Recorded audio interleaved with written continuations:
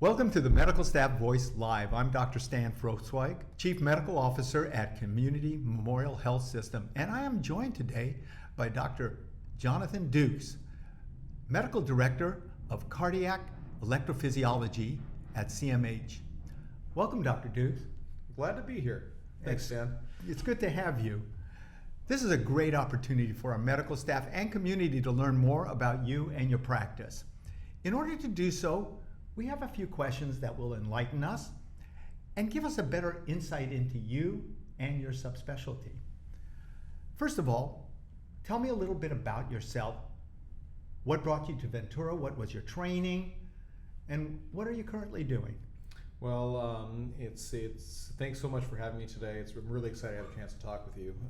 What brought me to Ventura is, when I was going through my medical training, I always was on the lookout for an opportunity that might bring me back home. I was born and raised in Santa Barbara, so just up north. I was there until the age of 18 when I left for college.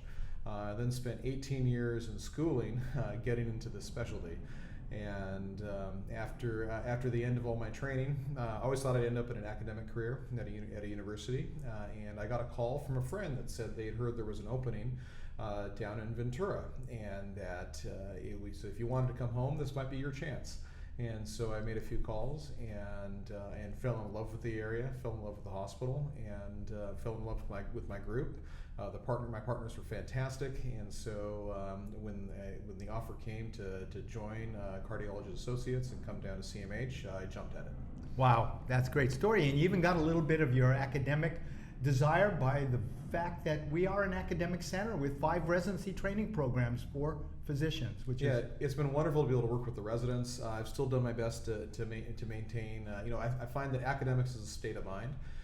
It really what it is. It's about a desire to teach and a desire to move the field forward and a desire to write.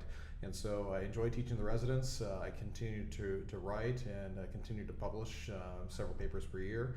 And I'm actually an associate editor for 2 different journals. So I still do a lot nationally and raise the profile of CMH and also to help push our field forward. That's impressive. So you fit that in your 27-hour day, is that it? Yeah, that's what we do. So most people know what a cardiologist is, but they don't know what an electrophysiologist, cardiac electrophysiologist, actually does. So what is the specialty? Explain it to colleagues of ours as well as the public at large. Well, it's a really great question. It was I actually was first exposed to electrophysiology when I was in high school. I was trying to figure out if I wanted to be a physician, and I had a chance to shadow an electrophysiologist that used to be on practice here at CMH, but has since retired. His name was Dr. Joseph Elvento. And I went into the Cath Lab because I wanted to see what the cardiologists were doing, and he took me under his wings, showed me what he was doing, and I fell in love with it. And so from college onward, I knew I wanted to be an electrophysiologist. An electrophysiologist is someone that specializes in the treatment of heart arrhythmias and specializes in cardiac devices. So pacemakers, implantable cardiac defibrillators, which are heart failure treatment devices, biventricular pacemakers and defibrillators, which is another type of heart failure device, as well as ablations. So we treat arrhythmias that are too fast, too slow, irregular heartbeats. There's a wide variety of treatments and different procedures we can do to treat this, as well as medicines. And so one of the great things I found about the specialty is it allowed me to do procedures that were interesting and required a lot of thought, while at the same time allowed me to have continuity care with my patients. These are patients that once that we don't just do a procedure and end, we have a chance to follow them in clinic and see how they do over time. We're really treating chronic diseases, which I find to be very, very rewarding, and as well as intellectually interesting, as well as rewarding from a personal standpoint, because I can see the way it changes people's lives. Well, you must love what you do, and you must love your patients, because when I refer patients to you, they always come back with glorious stories about Dr. Duke. So I think that's wonderful, and now I understand why you approach them in the way you do. That's really an ideal situation. Well, that makes a lot more sense. I'm always impressed when I go down to the Electrophysiology Cath Lab and see all the advanced, intricate equipment that really doesn't exist anywhere else. No, it really doesn't. It's really a place where techies can go down and have a lot of fun. We use a lot of different types of equipment to allow us to do what we do, as opposed to most surgeries where it's done where you're able to see inside the body and you're seeing exactly what you're cutting and what you're fixing. In this case, we have to do everything just just from small little tubes we place from the patient's groin. And those tubes go in veins, in arteries, they bring into the heart, and then we can look at shadows on fluoroscopy. But we also have specialized equipment that can actually determine where inside the body these small tubes, we call them catheters, where they're positioned based on both electrical signals they emit as well as magnetic sensors. There's a magnet on the outside of the body and a magnetic sensor on the tip of the catheter, and it can triangulate where it is in three-dimensional space to allow us to see where the catheter is. And we actually can create whole models of the inside of the heart non-invasively, and we can see electrical signals as they move through the heart, because these catheters are almost like a brush. We can brush them over the heart, and the electrodes on them will give us a sense of where there's scar, where there's normal conduction, and we can get some of the electrodes can get very hot. They emit a radio frequency, a high energy radio frequency emitter on the tip of it that can then essentially can ablate the tissue, essentially cook it, and cause it to scar over if there is an area of tissue that's acting abnormally.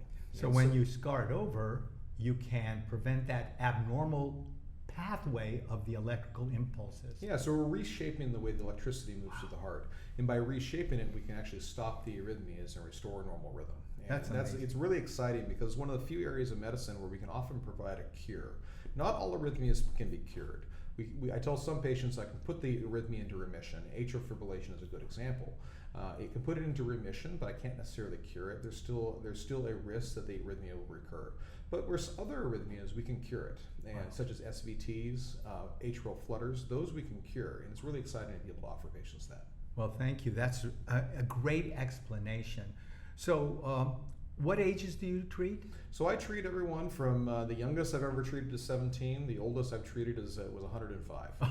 And so there's a broad range. Most patients that are under 18 often need to go to a children's hospital. Some 21s and younger have to go to a children's hospital. But most people over the age of 18, even a little bit younger than that, we can treat here at CMH. Great. And where's your practice located? So we have two locations. We have a location here in Ventura and another location in Oxnard. We do the majority of my procedures here at CMH. A few procedures are done in Oxnard at some other institutions, but the majority we do here at CMH.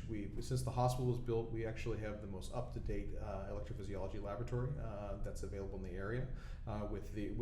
We often get the technology first. We have partnered with a few companies that allow us to get early access to that technology, so we're able to offer our patients the beyond state of the art when it comes to arrhythmia treatment. That's critical information. Thank you. We also are involved in several trials right now in the electrophysiology space. So some of the things we offer are still being researched, and patients have the opportunity to join research studies. It's not mandatory, but it's one of the ways we can offer our patients, get them access to technology they wouldn't have be available otherwise. Truly cutting edge. Yes. So I think you've given a superb explanation of what it is that you actually do professionally. Now, I imagine you might have, although I'm not sure based on how much work you've told me you do, have an outside life from medicine, perhaps family, hobbies, other interests beyond medicine? Yes, no, I do have a family. My wife and I, we got married at the end of college when we were at BYU. And then we came out to San Francisco where I started my medical training. And so all three of our children were born each of the second year of medical training, second year of internal medicine, second year of cardiology. At the end of my second year of EP fellowship, each of our children was born. And was it planned like that? It kind of ended up that way. I have an active young family, and so I really enjoy being a father, and I love my family very much. We enjoy the things that are available in Southern California: hiking in the mountains, playing in the water and the ocean. I also enjoy. deep passion for music. My oldest daughter, I played trombone in high school and in college, and our oldest daughter took that up as well. So we actually play in a trombone choir with my daughter. That's at Santa Barbara City College. That sounds wonderful. On Saturdays. So it's a fun way that we have a chance to bond and interact. And Well, there's so much this area has to offer. We're just excited to be here. Well, you sound well balanced both professionally and at home, so that's very nice. The most fun for me is the this or that sequence. Yeah. It's really a stream of consciousness answers. There are no right answers or wrong answers. So I'll go through a few of them and just come to explain whatever comes to your mind. Mm-hmm. First of all, early bird or night owl? Night owl. Wow, I'm surprised. It takes some effort to get there early. French fries or onion rings? French fries. Good. Famous person you admire and why?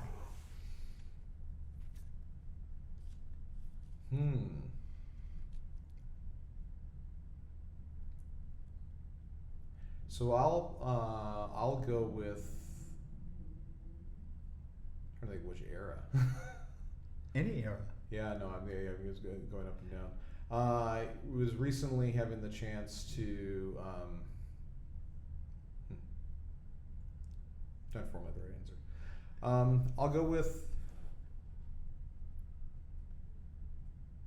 We'll come back to Come that back one. to that Come question. back to that Yeah. one. If you had a choice between two superpowers, being invisible or flying, which would you choose? Oh, flying. Ah, Yeah, I've always wanted to be a pilot.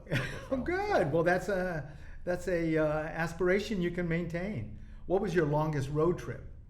Longest road trip was when we drove from San Francisco to Baltimore for me to start my medicine residency.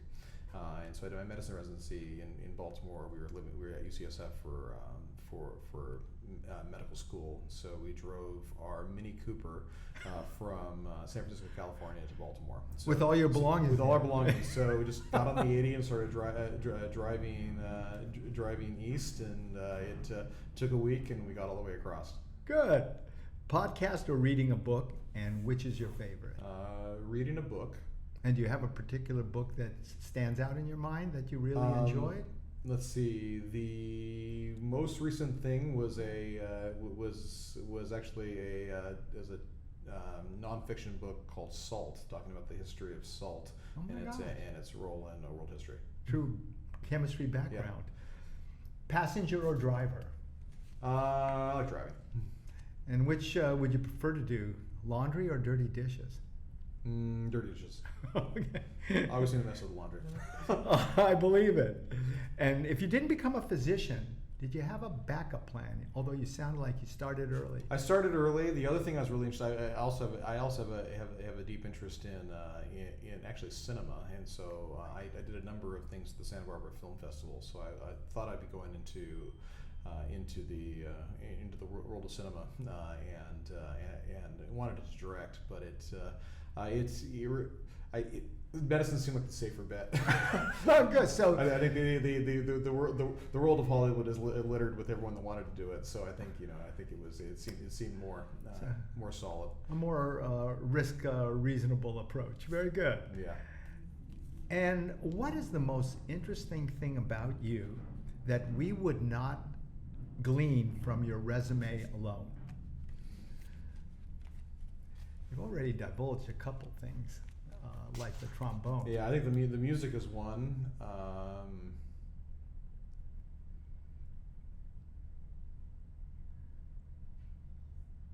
Yeah, I think the music would probably be the most. Wouldn't be on your resume. Wouldn't be on my resume. They'd probably be the most surprising. I also have a tendency to go to late night movies with friends, and so it's after the kids have gone to bed. That's when I'm allowed to go, and it'll go and go to a movie. I'll bet you get a couple of communications from our colleagues about that as well. I think there are a few of them who have that interest. Exactly. So if we wanted to go to a famous person that I most admire, it's interesting. We had a chance to travel to England recently, and it was reminded most of Winston, seeing the effects that Winston Churchill had, even on the country even today. And so I think there's great I admire greatly the perseverance that it took. We were to be able to do that. We had a chance also to see the sites in Normandy and to see the sites of D-Day. And the sacrifice that was made there, and so I think the fortitude, the decision to do something as audacious as that, to try to free the Western world, I think I found impressive, and the tenacity to be able to go till the end, because it took a lot, and he had to even when all hope was lost, he was able to regenerate hope in people. And so I think that's the person right now that probably most impacted me in the last few months. That's a beautiful comment. I share your sentiment on that and the adversity he was under. Thank you. Well, thank you for tuning in to learn more about Dr. Jonathan Dukes. For more information on all the services and specialties offered at Community Memorial Health System, visit cmhshealth.org and be sure to like and subscribe for more from your community health system. Thank you, Dr. Dukes. Thanks so much, Dr. Hirschfeld. You're very welcome. Yeah.